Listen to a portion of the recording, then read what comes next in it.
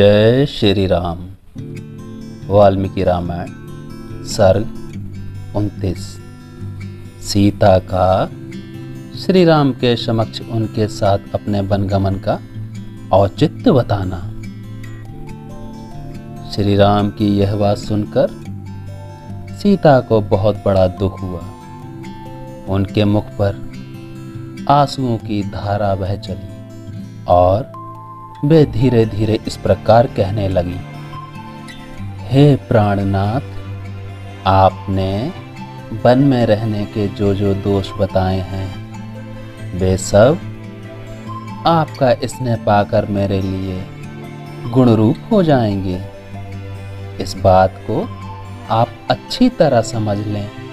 मृग, सिंह, हाथी, शेर, शरव, चमरी गाय, नील गाय तथा जो अन्य जंगली जीव हैं वे सब के सब आपका रूप देखकर भाग जाएंगे, क्योंकि ऐसा प्रभावशाली स्वरूप उन्होंने पहले कभी नहीं देखा होगा। आपसे तो सभी डरते हैं, फिर वे पशु क्यों नहीं डरेंगे। श्री राम, मुझे गुरुजनों की आज्ञा से निश्चय ही आपके साथ चलना है, क्योंकि आपका वियोग हो जाने पर मैं यहाँ अपने जीवन का परित्याग कर दूंगी। रघुनाथ जी, आपके समीप रहने पर देवताओं के राजा इंद्र भी बलपूर्वक मेरा तिरस्कार नहीं कर सकते। श्री राम, पवित्र व्रता स्त्री अपने पति से वियोग होने पर जीवित नहीं रह सकती। ऐसी बात आपने भी मुझे भली भांति दर्शाई है। महाप्रज्ञ, यद्यपि वन में दोष और दुख ही भरे हैं, तथापि अपने पिता के घर पर रहते समय मैं ब्राह्मणों के मुख से पहले यह बात सुन चुकी हूँ कि मुझे अवश्य ही वन में रहना पड़ेगा। यह बात मेरे जीवन में सत्य होकर रहेगी। महाबली वीर हस्तरेखा देखकर भविष्य की बातें जानने वाले ब्राह्मणों के मुख से अपने घर पर ऐसी बात सुनकर मैं सदा ही वनवास के लिए उत्साहित रहती थी। प्रियतम, ब्राह्मणों से ज्ञात हुआ वन में रहने का आदेश एक ना एक दिन मुझे पूरा ही करना पड़ेगा। यह किसी तरह पलट नहीं सकता।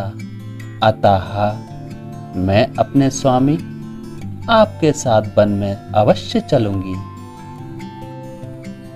ऐसा होने से मैं उस भाग्य के विधाता को भोग लूंगी। उसके लिए यह समय आ गया है। अतः आपके साथ वन में चलना ही है। इससे उस ब्राह्मण की बात भी सच्ची हो जाएगी।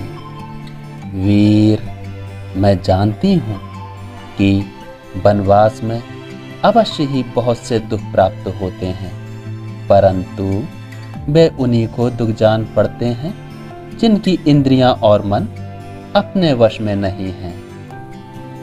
पिता के घर पर कुमारी अवस्था में एक शांतिपरायण भिक्षुक के मुख से मैंने अपने वनवास की बात सुनी थी। उसने मेरी माता के सामने ही ऐसी बात कही थी। प्रभु, यहाँ आने पर भी मैंने पहले कई बार आपसे कुछ काल तक वन में रहने के लिए प्रार्थना की थी और आपको राजी भी कर लिया था। इससे आप निश्चित रूप से जान लें कि आपके साथ वन को चलना मुझे पहले से ही अभिष्ट है। हे रघुनंदन, आपका भला हो। मैं वहां चलने के लिए पहले से ही आपकी अनुमति प्राप्त कर चुकी हूँ। अपने शूरवीर वनवासी पति की सेवा करना मेरे लिए अधिक रुचिकर है। हे शुद्ध आत्मा, आप मेरे स्वामी हैं। आपके पीछे प्रेम भाव से वन में जाने पर मेरे पाप दूर हो जाएंगे, क्योंकि स्वामी ही स्त्री के लिए सबसे बड़ा देवता है। आपके अनुगमन से परलोक में भी मेरा कल्याण होगा और सदा आपके साथ मेरा संयोग बना रहेगा। इस विषय में यशस्वी ब्राह्मणों के मुख से यह पवित्र श्रुति सुनी जाती है, जो इस प्रकार है।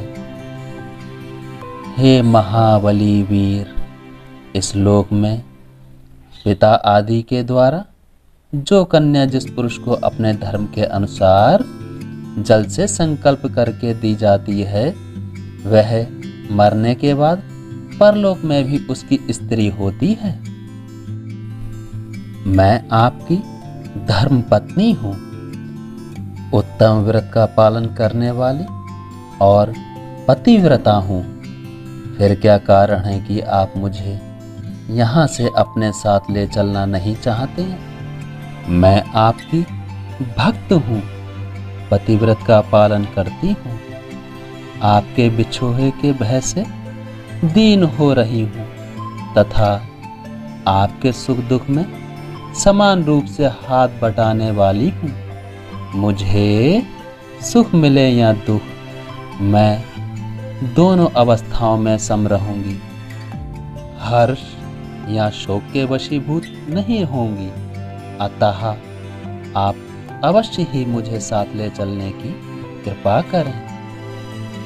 यदि आप इस प्रकार दुख में पड़ी हुई मुझ सेविका को अपने साथ वन में ले जाना नहीं चाहते हैं, तो मैं मृत्यु के लिए विष खा लूंगी, आग में कूद पड़ूंगी अथवा जल में डूब जाऊंगी।